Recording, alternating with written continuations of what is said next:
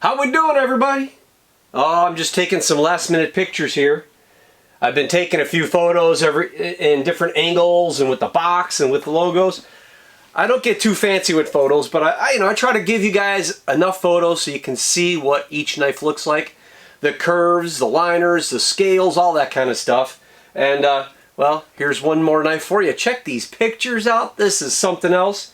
Yeah, I was really pleased about this knife. And as the title says, this is Carl's knife. Carl was the first place winner of the 10,000 subscriber giveaway that happened earlier this year.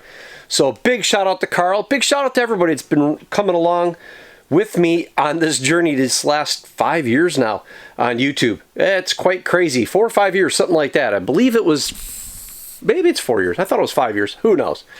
Time flies when you're having fun, right? Yeah. Well, I'm just wrapping up Carl's knife. I already got it sharpened, and I'm taking these photos, and I'm going to get ready to ship it out today for Carl. By the time, Carl, you see this, of course, you've got your knife in your hand. You're sitting there looking at that knife going, look, it's right here. It's right here. It's my knife. Well, let me put you guys down because I know there's a bunch of you that are new, and you might not know what the Montana is. So let me tell you a little bit about it. Okay. See okay? Yes, you can. All right. Well, the Montana is a knife that was designed by my old knife apprentice, Jeff, or knife mentor, Jeff, and myself. It was actually designed, Jeff wanted me to make a knife of some sorts, and he came up with a design, and there was 3 different models that he showed me. And after looking at those 3 models, we hemmed and hawed and talked about the pros and cons to each one, and what I would do differently and what he would do.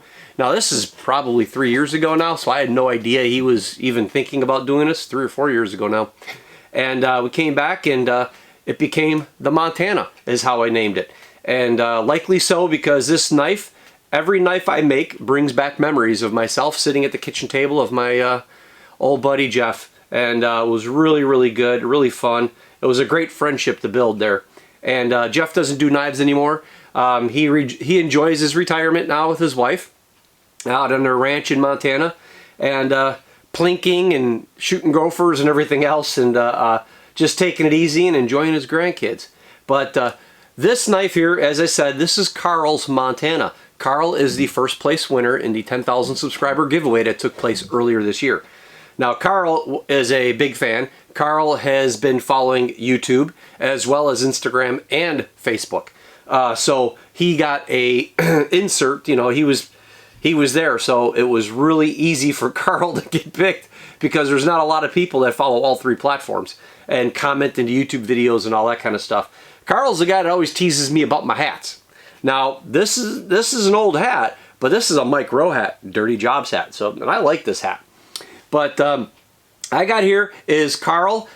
He picked out blue liners. I did blue liners on his knife, cleared stabilized, curly maple. Just super, super pretty. And as you look across the tang and the belly of this knife, you'll see that tapered tang of the Montana cut right through the middle of those with the blue liners on either side. But I've always mentioned to folks in the past, because it doesn't always happen with some knives or some knife makers. And that is ensuring that you guys get book matched sets. What that means is that the piece of wood that I put on Carl's knife here was 1 block of wood. It was stabilized. Then I cut that block of wood in half, right down its length, and I sanded, I cleaned it up. In his case, I put the blue liners on it. But why that's so important is because you can see, and this is a perfect example of it, you can see the curl of the knife go from the left side over to the right side. And you can see how it mimics, it just blends back and forth.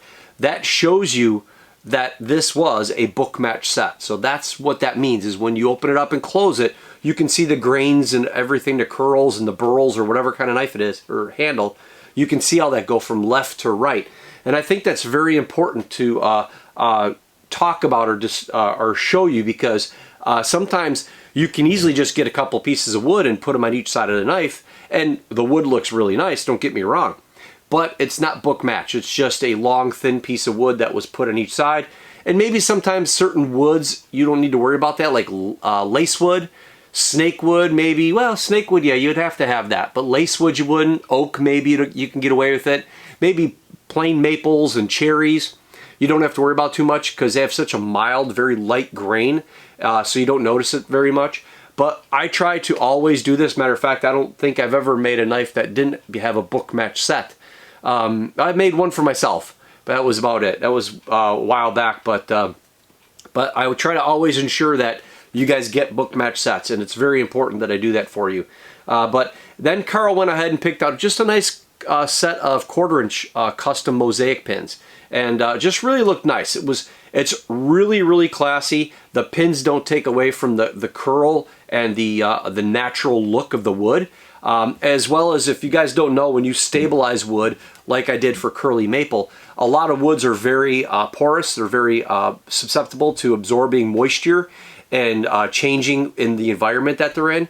And when you stabilize wood, it impregnates it with a polymer resin, and what that does is it keeps the wood looking like the wood it is wood, but because of all the pores of the wood were filled with this resin and then cured, it makes the wood hard. So now it won't absorb moisture and blood, and it won't bend and twist and be affected by the environment around you wherever you plan on using your knife. It's also really good for storage. If you use natural woods, you got to make sure that they have a high oil content, like Cocobolo does. Cocobolo's got a natural oil to it, and it's a very hard, dense wood. But even with a lot of your woods, like Cocobolo, I would always treat the handles, the scale material with something. But if you don't stabilize wood and you have a knife that has raw wood on it, you want to make sure that you always oil it, whether you use true oil or maybe a penetrating oil like a mineral spirits. I have a concoction I use from time to time. It's a boiled linseed oil and mineral spirits that's really good to soak the knife. I just mix it in a jar. I put the whole knife in it, and I just leave it in there for days and let the wood absorb all of that penetrating oil. Pull it out, wipe it clean continuously, and slowly the wood, whatever it doesn't absorb, the wood will let that oil out until it crystallizes and becomes hard. And that's a really good choice for even if you have to maintain a knife that you already own. But Carl, I do appreciate it. Thank you very much for all the support. Everybody else, again, shout out to all the guys that have been following the channel, Instagram, Facebook, and YouTube. There was 11 packages I sent out, or 10, and Carl was the first place winner. So I've got your address. I've got your box back there behind me. I am going to throw your address on. I'm going to oil up your knife a little bit more. Mail it out today. So again, thank you very much, everybody. Like, share, subscribe, all the good stuff keeps me from the bottom of the YouTube bucket. And until the next video, we'll see you later. Bye.